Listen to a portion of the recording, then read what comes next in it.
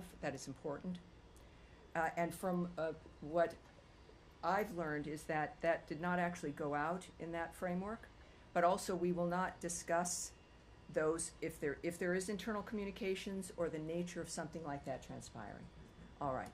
So done with USAID and our Middle East now, Sean? Sure. Let me pick it up. Can I ask you about there's a pressure, of course, on Hamas to extend the ceasefire deal. Israel on Sunday said that it's cutting off humanitarian assistance going into Gaza as a way of pressure. The European countries, the European allies of the United States, have criticized this, saying that the situation, in their words, is quite catastrophic in Gaza. Does the United States support the holding of food and other assistance at this point as a way to achieve these aims? Well, what we've said before, and has been the case before, is that aid can only be delivered in a safe framework. So as long as it is something that is unsafe, or we can't guarantee the safety of something moving in, that is going to be stopped. It is not a withholding, but it certainly it's a reflection of the framework of the situation on the ground, and that continues. In the meantime, I think that it is also very clear, and this is the President certainly has been tweeting about certain situations with Hamas and the nature of what was expected and has been repeated continually, that all the hostages have got to be released. They need to be released now. The bodies they are holding, everything, everyone needs to be released. And without doing that, there is no path forward.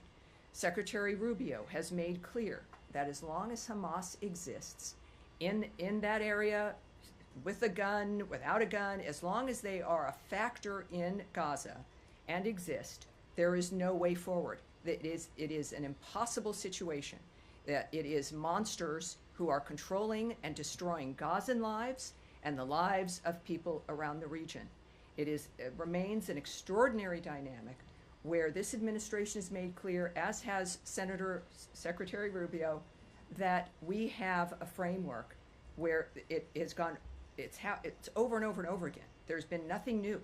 It's wash, rinse, and repeat, back and forth, for generations. And the approach now in this dynamic is that it has to be a new approach, and that is what President Trump has said from the beginning, that we've got to think differently. We've got to think differently about how things proceed in the region. And this is finally, after this idea, the prompting to think differently, there are some different and new ideas. But one thing stays the same and is unmovable here, and it is the existence of Hamas as a factor on the ground in that region. It will be impossible to continue. Yes, sir. Thank you. My name is Saeed Arakat. I'm from a good newspaper. I've heard a little bit about you, and we've had some conversations. It's great to see you here, sir. Good to see you behind the podium. I have two quick follow-ups, basically, to Gaza. The president said yesterday, well, he had strong words for Gaza, for Hamas, and for the people of Gaza. Now, at the same time, we heard about the meeting that took place between Mr. Bowler and some senior Hamas officials and so on, which gave people maybe, hope that there's going to be movement towards the phase two of this deal that was struck back on January 15th. My question to you, how do you reconcile the two?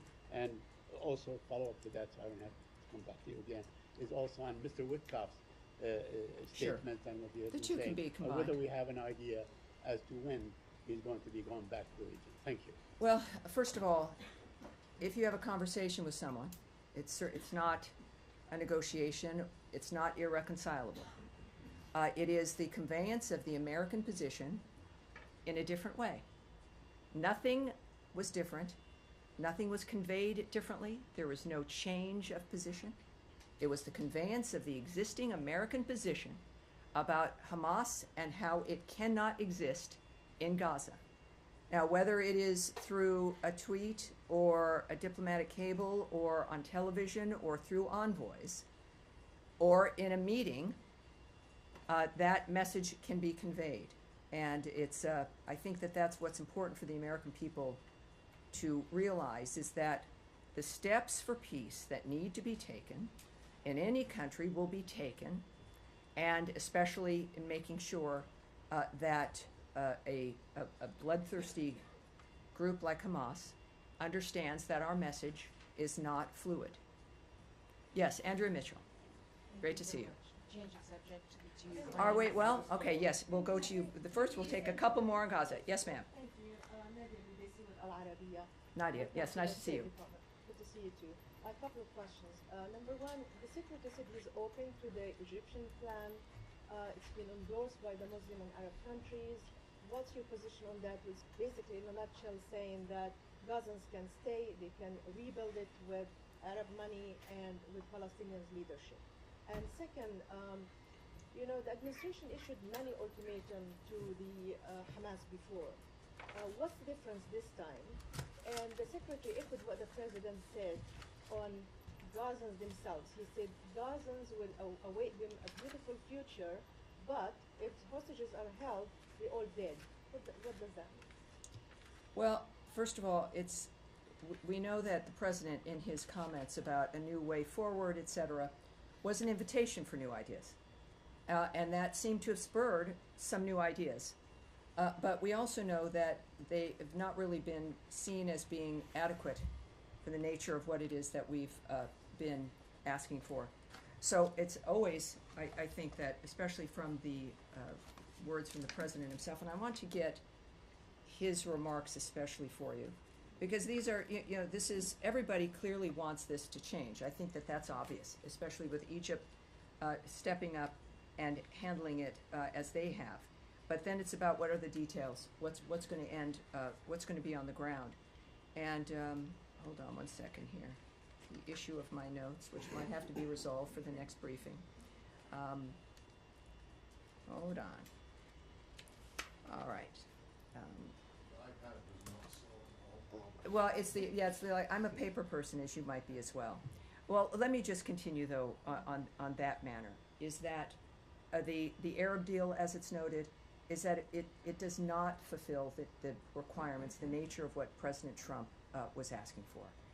But it was not, but it was the welcomed effort of continuing to address this clearly has to continue. So we understand that it's obviously that region and everyone is interested, has a stake in this, to say the least. And the goal is, though, as it has always been, it's very simple, is for peace in that region and to not have it continue to return as a constant issue. And we think we have a very good chance at accomplishing that this time with the leadership and an articulated leadership regarding what's acceptable and what is not.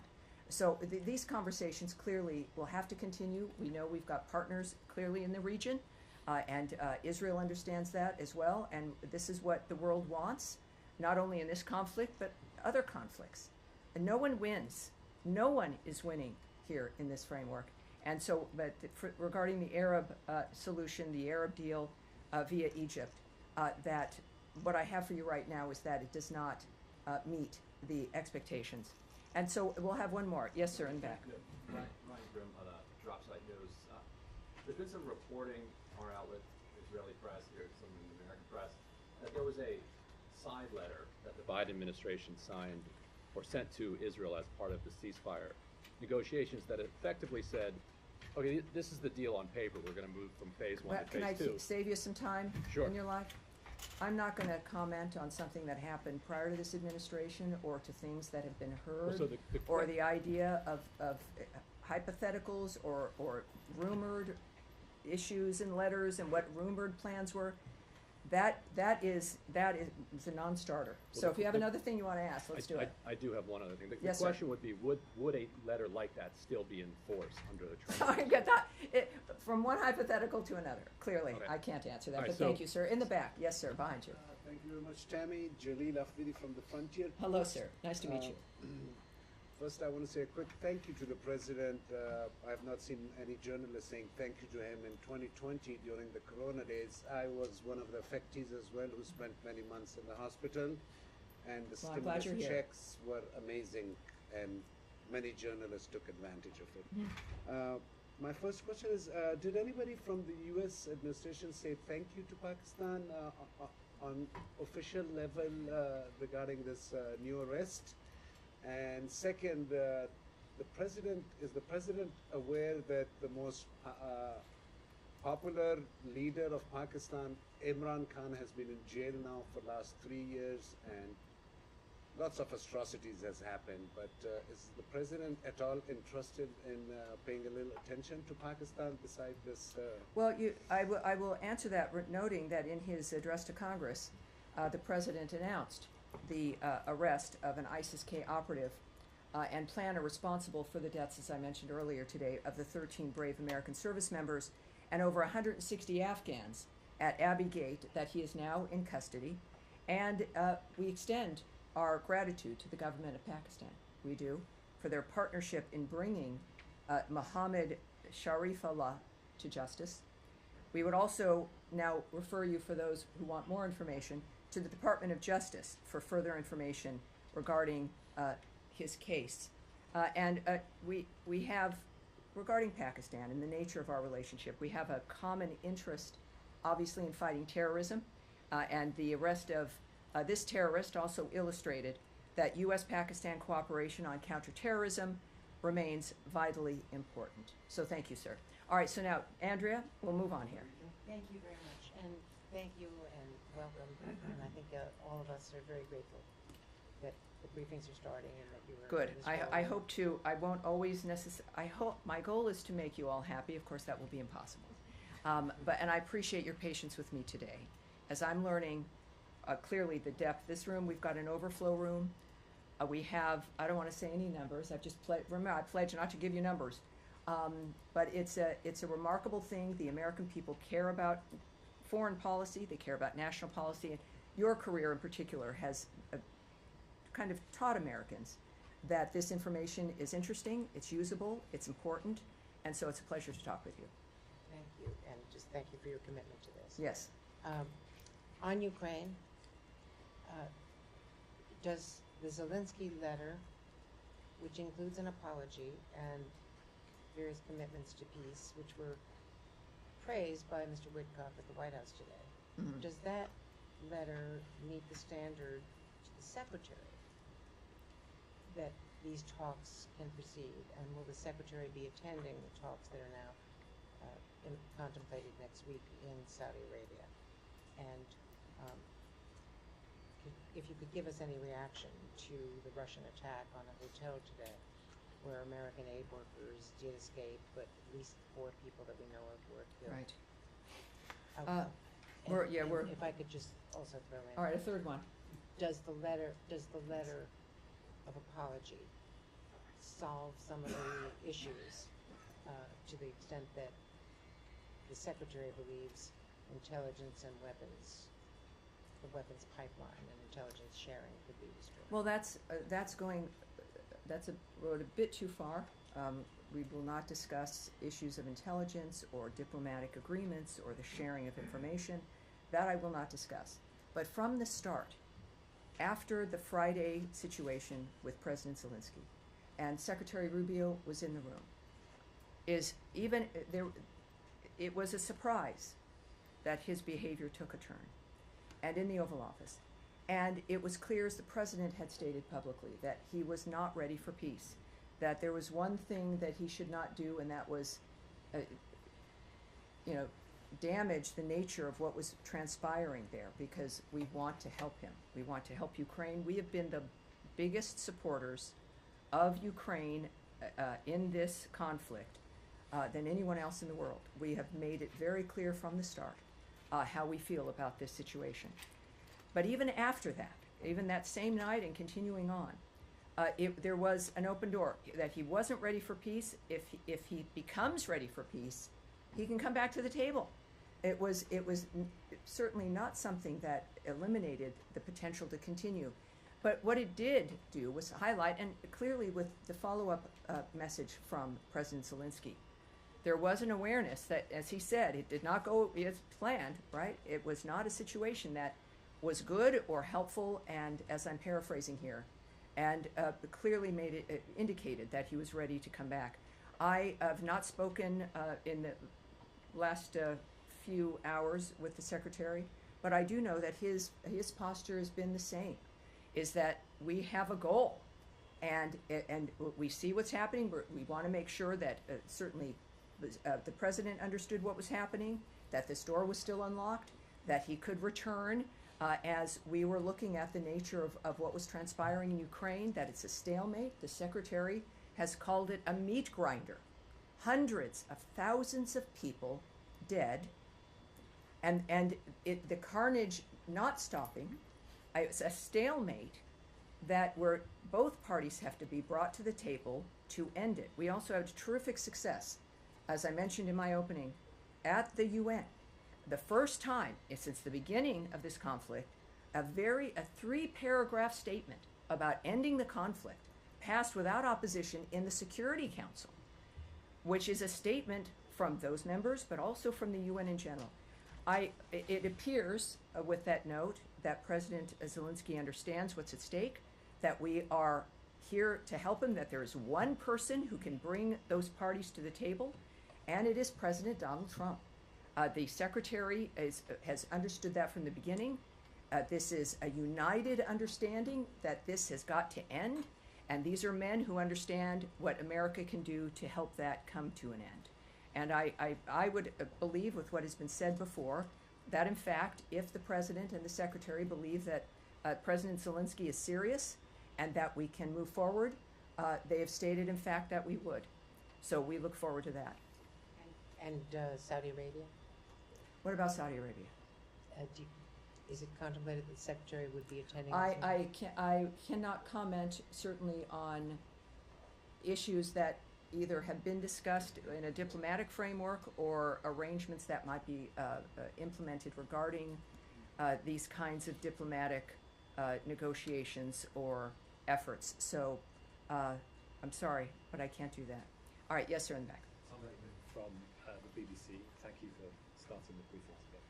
On the issue of European peacekeepers, which the British and French have both said they're prepared to put into Ukraine under the President's plans, we heard from Sergei Lavrov, the Russian Foreign Minister, today, who said that this would mean direct, official and unconcealed involvement by NATO countries in a war against the Russian Federation. There is no room for compromise, and this is an overtly hostile aim. Do you have any concerns about that? Well, I don't comment on remarks by leaders or foreign ministers of other countries. I'm here to represent the Department of State and Secretary of State Marco Rubio. What I think the people of the world should note is the choices that are made by Secretary Rubio, by President Trump, and the actions that we take to implement our commitment to peace. Yes, ma'am, in the back. In the pink. Thank you. Thank you very much, Tammy. I'm Jenny Back with USA Journal, Korea. I have two questions. First question, President Trump pointed out in his State of the Union address that South Korea has imposed tariffs 4 times higher. What measures will the United States take to resolve the tariff issue with South Korea? Second question, last week the North Korean Workers' Party secretary visited Russia and met with President Putin to upgrade the level of the Russia and North Korea alliance. Does the United States believe that the North Korean troops should withdraw from Russia to end the war between Russia and Ukraine? Well, thank you. Yes, thank you. I really can't remark on issues of the North Korean relationship with Russia at this point, or that particular regional effort or action that may have occurred. So that's not something I can remark on right now. I certainly, for both of your questions, will go back and talk to the Secretary, mention to him, as I have and as I've pledged to many of you who I met earlier in our bullpen here, that part of my goal is to make sure that not only do I have a good broader view of what interests all of you, but to make sure that the Secretary knows as well. I think that that's part of what is important to our communications with you. Besides what we can and cannot share, it is to make sure that we know where your interests are also. All right, sir. Yes, sir. Yeah, thank you so much, Tammy. Congratulations and thanks for doing this. At the opening remarks, you talked about Iran is under the maximum pressure. So I have a question related to that. And I'm sorry, what is your outlet? Yeah, my name is Diyar Kuda. I'm working for Ruda Media Network. It's a Kurdish TV. All righty. So Iraqi Maximum pressure. Yeah, Yes. Iraqi sanctions waiver for Iran gas imports expires on March 8th, which is the day after tomorrow. Have you renewed this sanctions waiver, or do you intend to renew that sanctions waiver for 120 more days? And I have the second question. Do you want me to ask now or after you? Well, let me answer that question, because I see my staff standing up by the pillar, because I don't tend to keep track of certain things, but like time. But here's what I can tell you. The Iraq sanctions waiver, as you've noted, for Iran gas imports expires on the 8th. And we have, at this point, as you might imagine, we have nothing to announce with regards to the current electricity waiver that expires on the 8th. In line with National Security Presidential Memorandum Number 2, we are reviewing all existing sanctions waivers that provide Iran any degree of economic or financial relief, and we are urging the Iraqi government to eliminate its dependence on Iranian sources of energy as soon as possible and welcome the Iraqi Prime Minister's commitment to achieve energy independence. Hopefully the United States is leading the way when it comes to that kind of an approach. All right, are we wrapping up here? I think we are. We will do this again on Tuesday, unless circumstances change that. One last in But- Africa, please. Someone wants one last, see, this is gonna happen. It's like No, one just last, in How about the Africa. back? all right, hold on. One at the back row? One last in Africa. Thank Let's, yes, Africa. Let's Thank- do it. Thank thank you. We you. have a lot of interests in that continent, so thank you. Yes, ma'am. Yes, thank you. So, thank you. Yes. My name is Hariana Veras, and I'm with TPA. Recently, I asked President Trump about his interest in joining the effort of the president of Angola, President João Lourenço, who is mediating the conflict between DRC and Rwanda, if he would be interested to join the efforts of Angola to bring peace to DRC. He said that the situation in the DRC is a very serious situation. But we have also seen that in this first 100 days of President Trump, he's making some movement. He imposed sanctions on the people that are directly involved on the conflict in DRC, and also Secretary of State Marco Rubio. He spoke with the Foreign Minister of Angola and also President Tshisekedi of Correct. Congo. Correct. Is there any plan, or can we expect something more in terms of action from the United States to join Angolan's effort to bring peace to the DRC? Because every day people are dying, and we have seen how eager President Trump wants to bring peace in many regions, That is correct. not only in between Russia and Ukraine, but also he's showing interest in to bring peace in other regions. Is the Democratic Republic of the Congo one of the countries that this administration will do something to bring peace? Well, Because I can tell you, and this is, I think, a good way to end the briefing today, just as a reminder, yes, of the global commitment that this administration has, but that Senator, I keep doing that, he's the Secretary. He's the Secretary of State, that the Secretary of State, Marco Rubio, has in the world. I can tell you that we stand in firm support of the Congolese people and of the sovereignty and territorial integrity of the DRC. I can say that in his calls with the two presidents, the Secretary urged an immediate ceasefire in the region, accountability for human rights abuses and violations, and for all parties to respect sovereignty and territorial integrity. We expect to see leaders return to the Angolan-led Luanda process and the Nairobi process and take action to resolve the conflict. We are aware of this. He has communicated this. He's engaged with leaders in the region on this as well. And we remain diplomatically engaged. That is going to continue. It will not soften or end. And I appreciate you being here, because this is very important and it's a big story.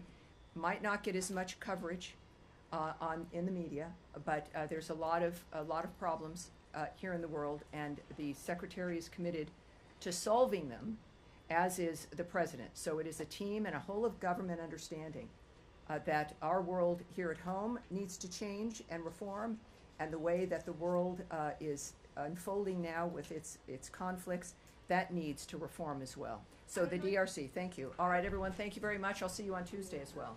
Thanks for being here. Appreciate it.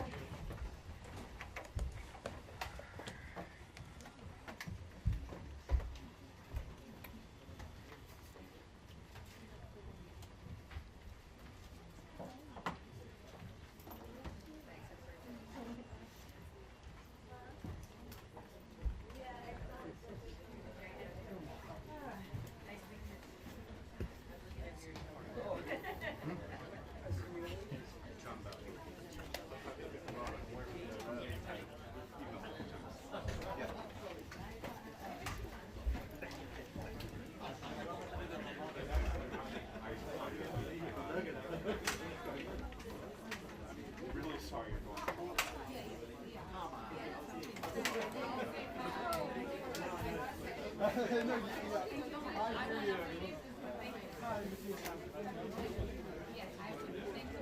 got here in the